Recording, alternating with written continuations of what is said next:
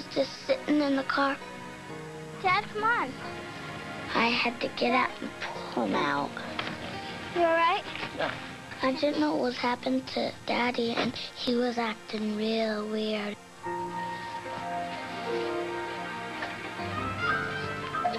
You okay, Daddy? Mm-hmm. Daddy, I think it's time for something to eat. Sometimes my daddy has problems with his blood sugar. He's diabetic, so I thought I should get him something to eat. Go get you something to eat. I climbed up on the chair to get the oranges and the chips. I thought about honey, but I said no, it's too much of a mess. Dad, here's I tried giving him an orange, Oh, honey, I don't like them. but he wouldn't eat it. He said he didn't like them, but he really does.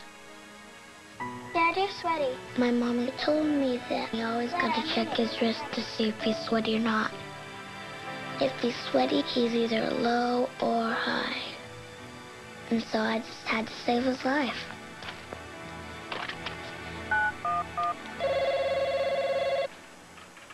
Fire Department Medic 1, address of the problem? Huh? Fire Department Medic 1, what is the address? Hi, my address, I gotta go outside for my address, okay? That's okay, hon. Is it from where you're calling? I'm at my house. Okay, and that's where the problem is? Yeah. What's the matter? I think my daddy's low. He's a diabetic. You think he's low? Federal Way Fire Dispatcher Pat Everett took the call. When she told me that she thought her daddy was low, that he's a diabetic, the first thing I was thinking was, I hope he's not truly unconscious and that this man needs CPR. Is he awake? No. He's not awake? No. How old are you? I'm 6.5. You're 6.5. Are you there by yourself? Yeah. Okay, can you go over there and shake your daddy and see if he'll wake up? Fuel. 9.6. You go 9.6, shake him. okay. I have help on the way, but don't hang up. Rescue units were immediately dispatched, including King County paramedic Chris Merritt.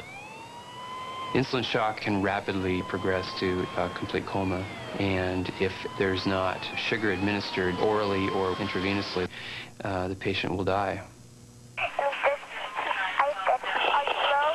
And he says, mm-hmm. Pat relayed information to the medic units en route as another dispatcher took over the call. Come over. Okay, Samantha, What? listen carefully now. The 8 car is on the way over there already. You guys stay here until my mom gets home. I'm real scared. They'll be right there to see you, okay? Okay. You did a good job, honey. Are you glad I called you now? Can I call my mom? Yes. Okay. Okay. Bye. Bye-bye. Within 3 minutes of the call, the first rescue units arrived on the scene. When the medics came, I was hoping they would make him feel better. Lieutenant Robert Stinnett, an EMT, took charge. When we arrived at the scene, he was just at the point where he was going to start to be more critical. We're going to give him some glucose right now. Thanks. Okay, Nels, we're going to put some glucose in your mouth. Can you hear me all right? Okay, open your mouth, all right? He was able to take a little bit of that, but obviously he was still too far out that he needed more medical attention than that. Moments later, the advanced life support unit arrived. Hi, this is Nels. We knew what the problem was, but we needed to confirm it. Big poke here, sir. Okay, it's all over. Help you tape that down. Okay, this is down pretty low. We found his blood sugar to be at 20, which is extremely low, dangerously low, in fact. A normal blood sugar is about 120.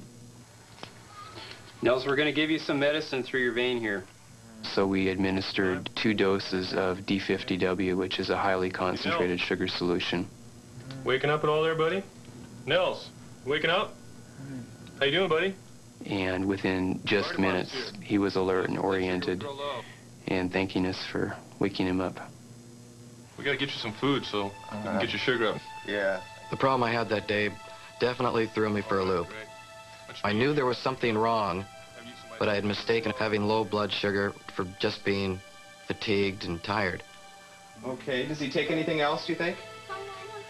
Samantha did a fantastic job. If the parents had not educated her on the signs and symptoms of insulin shock, I'm sure he would have laid there and died.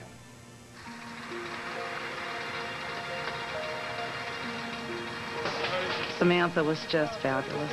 She saw that Daddy was in an obvious diabetic state. He was having a crisis. She assessed the situation and took immediate action. She's 6.5-years-old. She's 1 in a million. They fixed him all up, and then it was all over with. And I laid down on the couch, and I went to sleep, and then Mommy came home.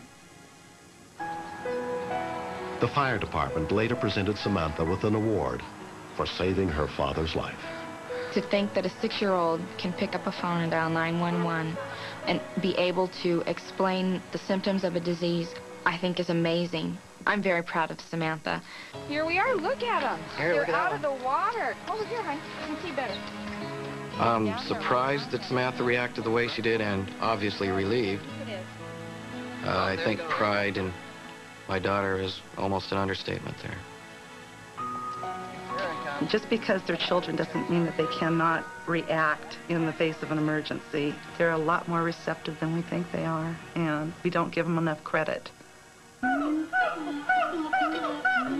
I'm happier than anything in the whole entire world because I saved my daddy's life, and I love him infinity.